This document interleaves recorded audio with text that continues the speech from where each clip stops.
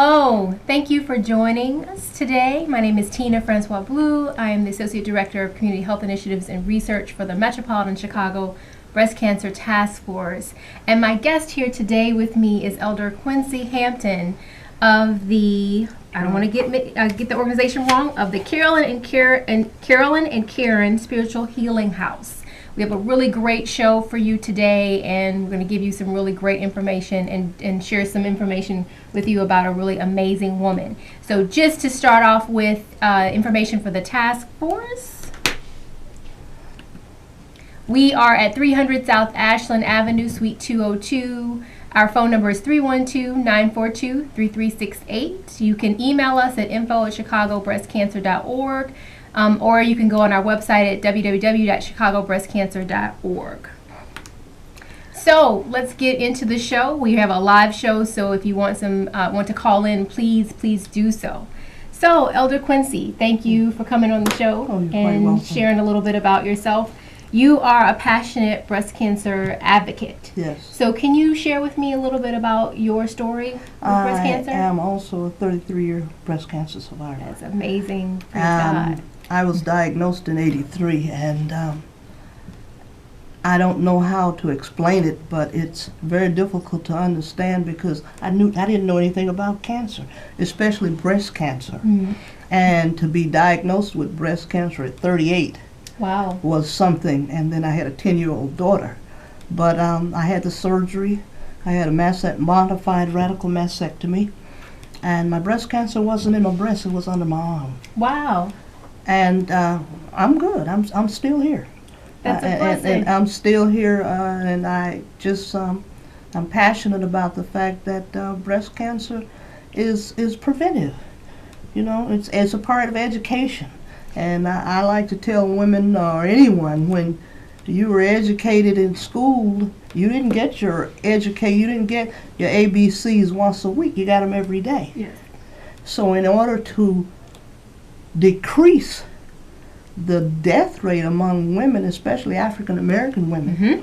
and women of color, education is the key. Very important. Okay, education is truly the key. It has to be done every day because we have a tendency to have lapse of memory, especially about our health. Or we have a tendency to be afraid, or we don't want anyone to know that we've been diagnosed with breast cancer. And I always tell women, if you fail to go and get a mammogram, I call it what a difference a mammogram makes. Mm-hmm. After Dinah Washington, what a difference a day makes. So when you fail to go and then you've been diagnosed with stage 4 cancer, everybody knows it. So the fact that you feared, Mm-hmm. the thing that you most feared doesn't exist because you can go. What a difference a mammogram makes. A mammogram makes a bit of difference. Was your breast cancer identified from you going to get your mammogram? No. I identified it by the lump in under my arm, Mm-hmm. because I didn't know anything about taking mammogram. Mm. That wasn't in 1983.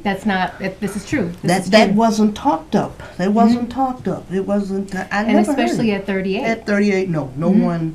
I didn't even know anyone who had breast cancer. I never saw any media information on breast cancer. Never, ever, ever. I don't ever remember it. Haven't seen it. So I wouldn't know to go and have a mammogram. This is true. I didn't even know what a mammogram was. And so once you identified your lump, you went in to call the doctor to go? Yeah, what happened, I was on vacation. Mm-hmm. As a matter of fact, I was on vacation in New Orleans. And I came home. I was substitute teaching down south. So consequently, I didn't have any insurance. Mm-hmm. And I found the lump. I found the lump under my arm, taking a shower. So I immediately, because I just left Chicago, Mm-hmm. maybe 6 months before, and I came back because I had friends at Cook County Hospital. Okay. So they took me to Cook County Hospital, Mm-hmm. and they diagnosed it. And at first they were going to send me home because they didn't have any beds. Oh, wow.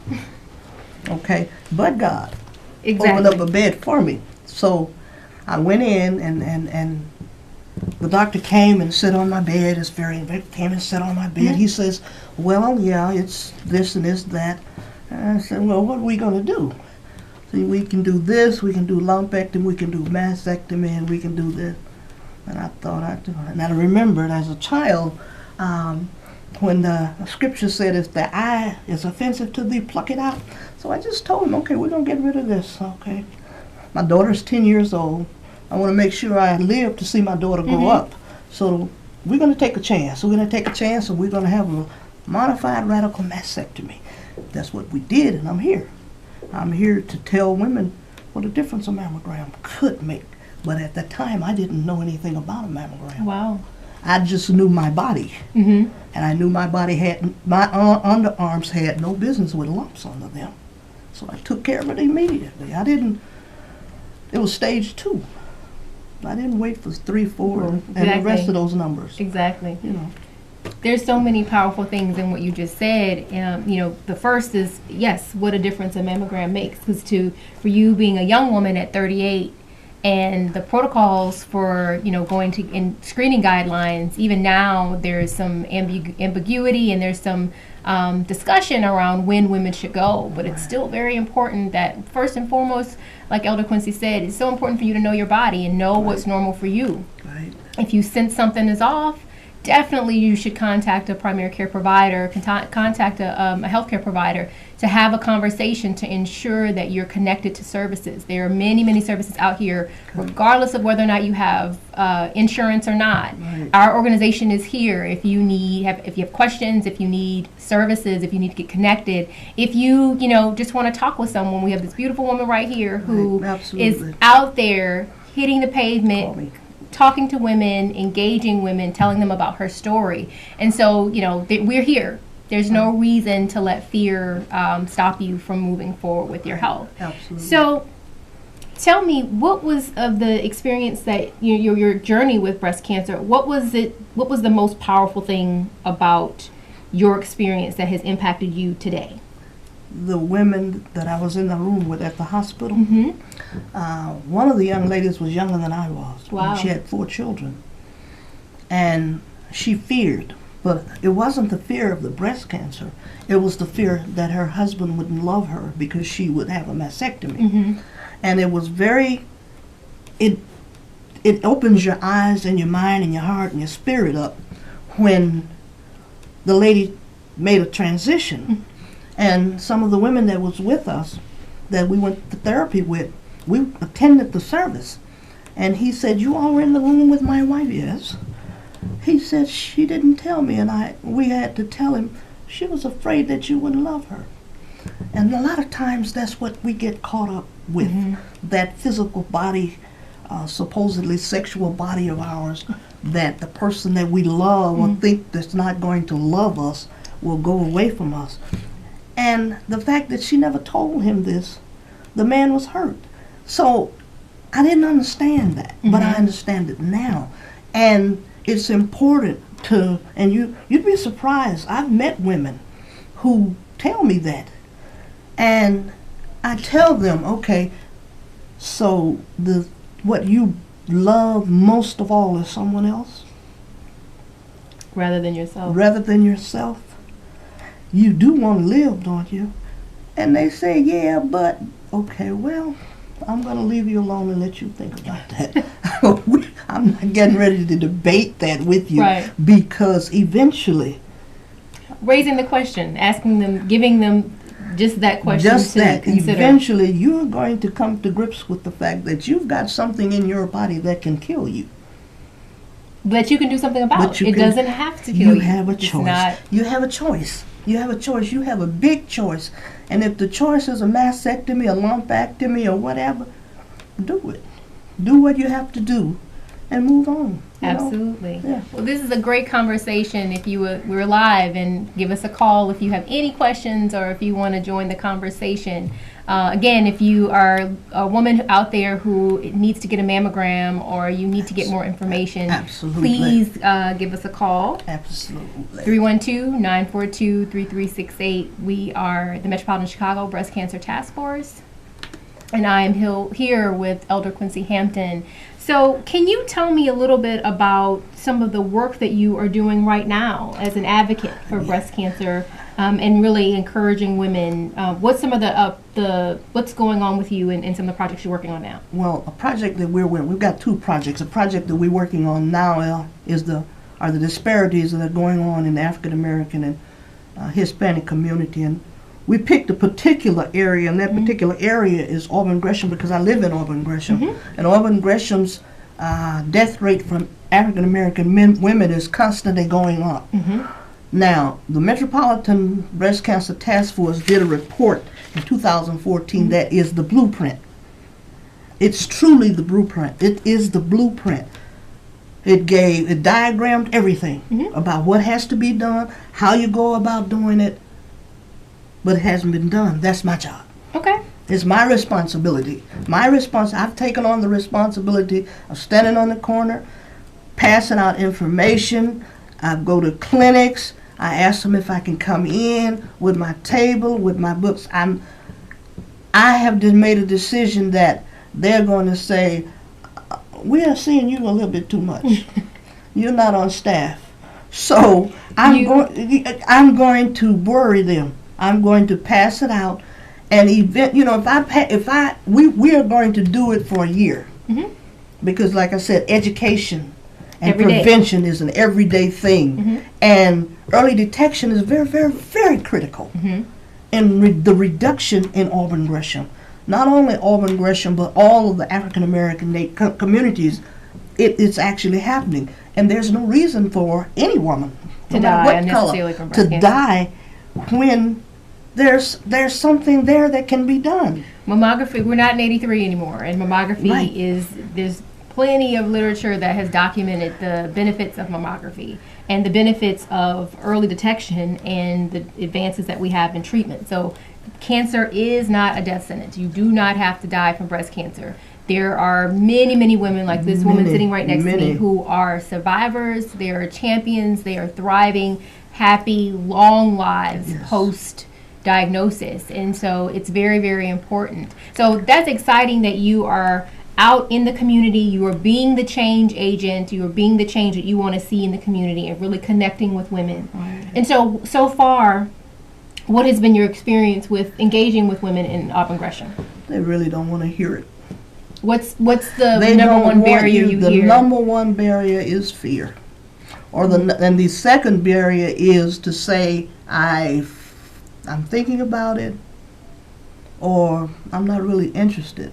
Well, I like that challenge because those very ladies that told me about that, they'll see me again. And eventually they're going to get tired of seeing me. And eventually I'm going to have this done because I'm sick of her. So it's a matter of me being the teacher. By hook or by crook? By hook. Yeah, I'm the teacher with the ruler going. Right. Right, okay. So, because fear, I'm not a person that goes with the medical professionals in stage 1, 2, 3, 4. Those are numbers. I happen to know a man who, God doesn't look at stages. And the foundation that I have was based on the Word of God for healing, because He healed me. He did not have to do what He did for me. And I'm sitting here telling people about breast cancer, about something that can be prevented simply by saying what a difference a mammogram makes. It makes a lot of difference, even to self-examinations. And, there's some criticism on that. But had I not known my body, then I wouldn't be sitting here today, because I would have ignored it. I would have absolutely ignored it. But the fact that you know your body and you know when something is not there, you know that this is not supposed to be happening, I'd better go see about it. And that's what I did. And Cook County took care of me. And I thank Cook County for that every day. They are definitely still one of the ones definitely in the fight. They are providing wonderful services for women, and there are many other hospitals that are providing quality care for women. So again, you have options. Even if you don't have insurance, you have options. Absolutely. We are here, our organization, Carolyn and Karen Spiritual Healing House, Elder Quency. Our organization, the Metropolitan Chicago Breast Cancer Task Force, we are here to provide education, to provide information, and more than anything, we're here to dispel any of the misinformation that you have. Absolutely. We're here to answer questions. We're here to be a support to women to ensure that they have access to quality care and that they actually go and get screened. Because what a difference a mammogram makes. A mammogram makes a lot of difference, and it's only, one lady told me that she doesn't like the hurt, and I like that question. I like that answer because when the statement that it was the best in she could have come up with. I asked her. I said, "And how long is the hurt?" She said, "Oh, it's only a few minutes." I said, took her hand and I pushed it on my prostheses. I said, "Do you know how long I hurt?" What did she say? Oh, I'm going. Because put it in perspective. Put it in perspective. I mean, you have to, you put the truth out there. You put the truth there. The truth is the light. And the truth is the pinch that you feel for a mammogram is nothing compared to a modified radical mastectomy. It does. You can't. There is no. They're not even in the same room. Right. They're not on the same chair. Nowhere near the pain that you go through, the chemotherapy, the radiation, the fact that when you talk to people and you talk to them and you say, I had a mastectomy, and they talk to you, and then when you know anything, their eyes are on your chest. I mean, that's discomforting, but then when you think about where you've come from and know that that walk that you took and that talk that you talked, that journey, that it's a journey, and I keep a journal. It's a journey that you can look back. See, that's what the past is. The past is a testament to the present and the future. And when you look back over what you've been through, then you can. I get it in my head. I can do anything. Yes. And my anything is to get women to understand that what a difference a mammogram makes. It makes a big difference. It makes a tremendous difference. All you got to do is walk in there. 15 minutes? And you're done. Then you're done. But so you said that you were looking to do this work for a year. Yes. And so what are some outcomes that you hope to accomplish in that year? I hope.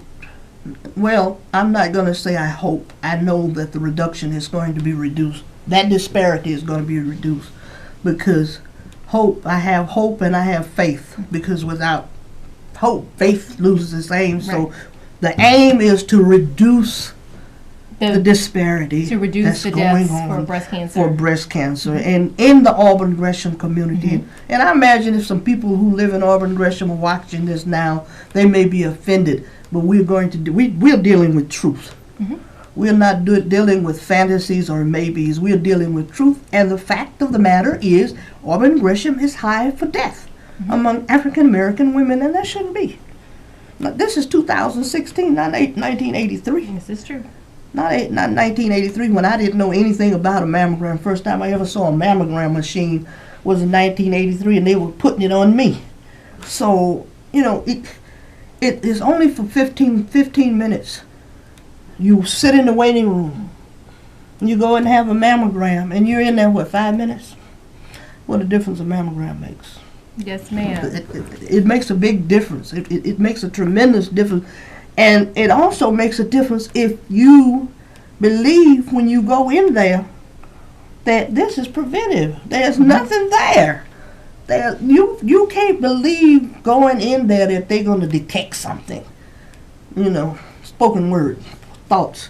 So you go in and have your mammogram and walk on out and say, God is good. That's how it is, then. And if they find anything, knowledge is power.